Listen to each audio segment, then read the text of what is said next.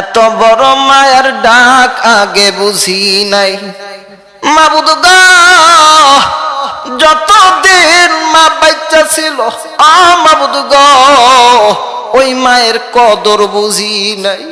মাবুদ, আজকে যখন মা মইরা গেছে, কিন্তু এমন একটা গাড়িতে উঠেছি যেটার আসলে ভাষায় প্রকাশ করা যায় না। আমি আপনাদের কাছে ক্ষমা চাওয়ার মতন ভাষা আমার কাছে নাই। কি বলে ক্ষমা চাইবো? কারণ আমি আপনাকে বুঝাইলে আপনি বুঝবেন না।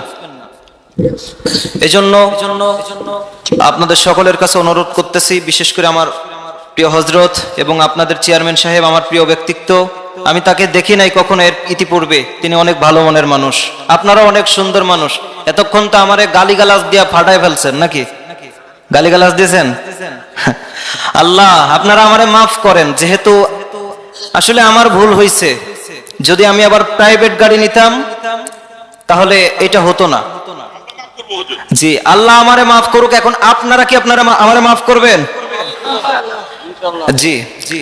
আচ্ছা, আমি হুজুরের কাছ থেকে একটা জিনিস অনুমতি নিয়েছি। আমাদের চেয়ারম্যান সাহেব এই বিষয়ে শুনছে কি আমি জানি না, দেখি নাই। তো হুজুর বলছে এখন আপনারা যদি অনুমতি দেন, যেহেতু আমার ভিন্ন ভিন্ন কণ্ঠের জন্য দাওয়াত দেওয়া হয়েছিল, আমি আলোচনা করতাম, কিন্তু এখন যদি আপনারা অনুমতি দেন আমি দু একটা সুর শোনায় শেষ করব। কি আপনারা রাজি? ইনশাল্লাহ। তারপরে ইনশাল্লাহ দোয়া হয়ে যাবে। তো কারা কারা এত রাত পর্যন্ত জেগে আছেন দেখি তো, লিল্লাহে তাকবীর।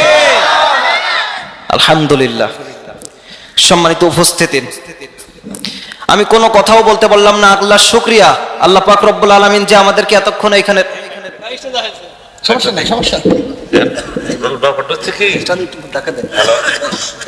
ঠিক করে না। আসলে যে আমরা যারা পিছনে থাকি, হক্কানি ওলামায়ে কেরাম, মসজিদের ইমাম, তাদের সহবত চক্ষু দিকে, মুখের দিকে, চেহারার দিকে তাকায় যদি শুনেন মজা লাগবে। যেমন কলসি আর টিবল, আমি মাঝে মাঝে কথা বলি, কলসির মুখ আর টিবলের মুখ যদি এক না থাকে, সারা জীবন তপস্যা করলেও কলসি ভরবে না। ঠিক ওলামায়ে কেরামদের, হক্কানি আলেমদের চেহারার দিকে তাকিয়ে তাদের শুনলে চোখের আগুন আল্লাহ মাফ করে দেয়। যে কারণেই ওলামায়ে কেরাম যারা থাকবে তাদের সামনে বৈশা যদি ওয়াজ শুনি, তার বৈশা তাদের চেহারার দিকে তাদের নজর রেখে আমরা ইনশাল্লাহ জানি ওয়াজ শুনতে পারি। এই তৌফিক যেন আল্লাহ রাব্বুল আলামিন দান করে। তবারক আছে, বড় হুজুর দোয়া করবে, দোয়ার পরে আমরা বসে থাকবো। হ্যাঁ, তারপরে আমরা তবারক বিতরণ করবো। আচ্ছা, আসসালামু আলাইকুম। সম্মানিত ভাইরা, আসলেই আমি এখানে আসার পরে একটা অনুমতিও চাইছিলাম যে আমার 1 ঘন্টা সময় আপনারা দিবেন। এখন আমি জানি না তারা কি সিদ্ধান্ত করছে। আমাকে ওইখানে বলছিল হ্যাঁ হুজুর ব্যবস্থা করতে পারছি। এখন আয়সা দেখি না, কোনো ব্যবস্থাই হয় নাই। তা আপনারা যদি অনুমতি দিতেন তা সবকিছু অনুমতি হয়ে যেত। এখন সবাই ভয় পাতেছে, এই শ্রোতা তো থাকবে না, সব বাড়ি চলে যাবে গা। এই কোরআন প্রেমিকরা কোরআন শোনার জন্য আসে, বাড়িতে কেন যাবে? এরা তো কোরআনের পাগল। চিল্লা বলেন ঠিক কিনা? না, আর পাম দিয়েও লাভ নাই। যেহেতু হুজুর রয়েছে, হুজুরে বসায় রাখা, আমি বেশি কথা বলতে চাচ্ছি না। আমি 2 একটা কণ্ঠ শোনাইতে চাচ্ছি আপনাদের মন মতো। হ্যাঁ, কোন কণ্ঠটা শুনবেন? কোন?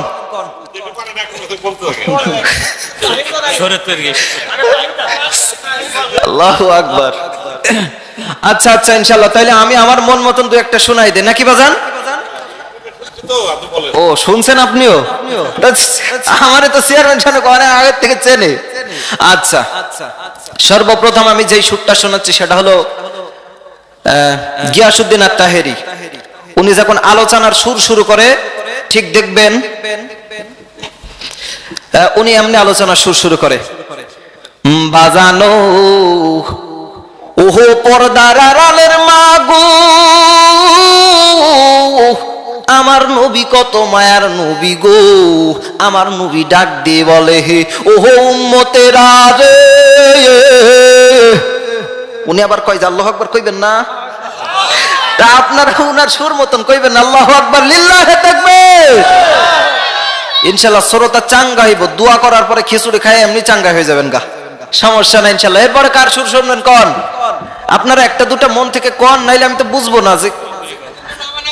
আচ্ছা, মিজানুর রহমান আজহারি স্টেজ থেকে একজন ভাই বলছে আব্দুল খালেক শরীয়তপুরি, দুইটা শোনাই না? জি, আব্দুল খালেক শরীয়তপুরি যেমন আলোচনা করে। মুসলমান ভাইরা আমার, আল্লাহ তাআলা রব্বুল আলামিন কিয়ামতের ময়দানে বান্দাদেরকে ডাক দিয়ে বলবে, বান্দা ও বান্দারে, তোর হাতের কামাই দিয়ে তুই জান্নাতে যাবি, তোর হাতের কামাই দিয়ে তুই জাহান্নামে যাবি।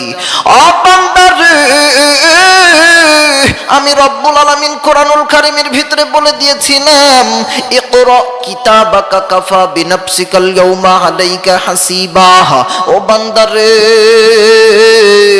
আজকে তোর হিসাব তুই নিজে দেখা দেখা পয়রা পয়রা বিচার কইরা তুই হিসাবটা, নিজের হিসাব নিজে দেওয়ার জন্য প্রস্তুত হইয়া যা। জোরে করেন ঠিক কিনা?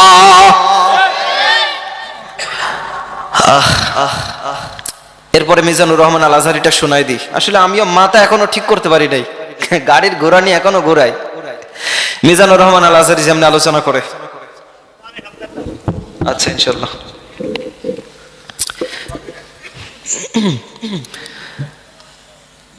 ও টাঙ্গাইলের মুসলমান শুনেন শুনেন, রব্বুল আলামিন কোরআনুল কারীমের ভিতরে সব কিছু তোমার সামনে খুলাসা করে দিয়েছে গোলাম। আল্লাহর সামনে যদি তুমি বলো, ও আল্লাহ আমার কাছে কোরআন যাই নাই, কোন আলেম যাই নাই, আপনি কিন্তু সেই দিন ধরা খেয়ে যাবেন, ঠিক কিনা? আপনার কাছে ওলামায়ে কেরাম গেছে, কোরআন গিয়েছে, কোরআনের তাফসীর গুনাহ আজকের আলেম ওলামায়ে কেরাম আপনার সামনে উপস্থাপনা করে, কত সুন্দর। এই গোলামেরা কেন বসে আছে? এরা তো কোরআন শোনার জন্য বসে আছে। আজ যদি এদের সামনে কোরআন উপস্থাপনা করা হয়, আল্লাহর এই গোলামেরা এরকম ঠান্ডাকে উপেক্ষা করে আল্লাহর কোরআন শোনার জন্য প্রস্তুত আছো না নাই? চিল্লায় বলতে হবে, আছো না নাই? আর আমার এই কোরআন প্রেমিকেরা যেভাবে কোরআনের পক্ষে আসতেছে, এভাবে যদি আসতে শুরু করে, বাংলাদেশে কোরআনের রাজ কায়েম হয়ে যাবে। চিল্লায় বলো ঠিক কিনা? যুবক ভাইরা, তোমাদেরকে সোচ্চার হতে হবে, তোমাদেরকে পথে ফিরে আসতে হবে। আর যদি তোমরা ফিরে আসতে পারো, বেশি দিন না, এই বাংলাদেশেও কোরআনের রাজ কায়েম হবে, কোরআনের আইনগুলো কায়েম হয়ে যাবে। আর কোরআনের আইন যদি বাংলাদেশে কায়েম হয়ে যায়, বাংলাদেশে অশান্তিপূর্ণ কোনো ব্যাপার আমার এই সোনার বাংলাদেশে থাকবে না। থাকবে? চিল্লায় বলতে হবে, থাকবে? থাকবে না। এরপরে কোনটা? আমির হামজা। আপনারা খুশি হচ্ছেন তো ইনশাল্লাহ? যাক, আলহামদুলিল্লাহ। আমি তো মনে করছিলাম নাকি জুতার বাড়ি আসে, যে দেরি করছি 1 ঘন্টা দেরি করছি, কম না। এরপরে আমার হযরত, তিনি অনেক সুন্দর মনের মানুষ, তিনি আমি না আসাতেই তিনি আলোচনা শুরু করছে। অনেকে আবার গোমর দেখায়, আমার দমাই দিয়ে উড়ে দিতে হবে, কিন্তু হযরতের জন্য দোয়া করেন। এমনিই তো হুজুর সারা বাংলাদেশে আলোচনা করতেছে। আল্লাহ পাক রব্বুল আলামিন তার কোরআনের দাওয়াতগুলা সারা বাংলায় যত বাঙালি মুসলমান আছে সমস্ত জায়গায় পৌঁছে দিক, বলি আল্লাহুম্মা আমিন। সম্মানিত ভাইরা, আপনারা যদি এই ওলামায়ে কেরামের জন্য দোয়া না করেন, আপনি জানেন তো না এই ওলামায়ে কেরাম কোরআনের জন্য কতটা কষ্ট করে। আপনারা যারা সাধারণ পাবলিক গ্রাম অঞ্চলে থাকেন, আপনারা বুঝবেন না। রাতের পরে রাত, খাওয়া নেই দাওয়া নেই, এরা কোরআনের জন্য রাস্তায় রাস্তায় ঘোরে। কথা বলেন না কেন? আপনি মনে করেন না আমাদের গ্রামে মাহফিল হইতেছে, হুজুর এই কাজ করলো? সম্মানিত ভাইরা, আসলে না, আপনার একদিন হুজুরদের প্রত্যেক দিন। কথা বলেন না কেন? না ভাই, আপনারা যারা রাগ করেছেন, রাগ করার দরকার নেই। অন্তত পক্ষে এখন খুশি হয়ে একটু আই লাভ ইউ বলেন, পারবেন না? সম্মানিত ভাইরা, আমি কিন্তু আনন্দ দিচ্ছি, আমি কোনো আলোচনার একটু কিছু করিনি।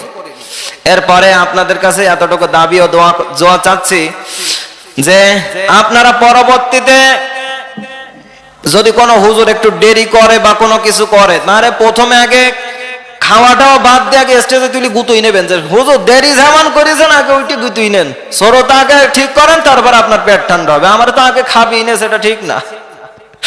সম্মানিত ভাইরা, হাসি তামাশা দিয়ে অনেক সময় আমি কাটাবো না, যেহেতু অনেক রাত, ধারাবাহিকভাবে আলোচনা এখানে হচ্ছিল।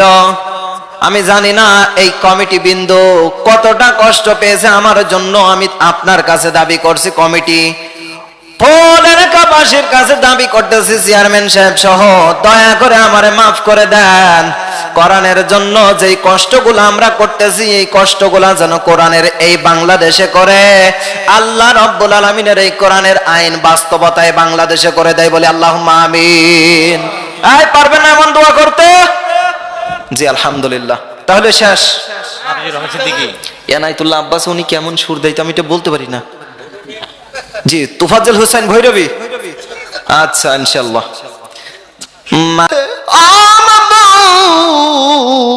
আমি বুঝা ফলাইছি মার মতো দরদি কেউ নাই, মাবুদ গো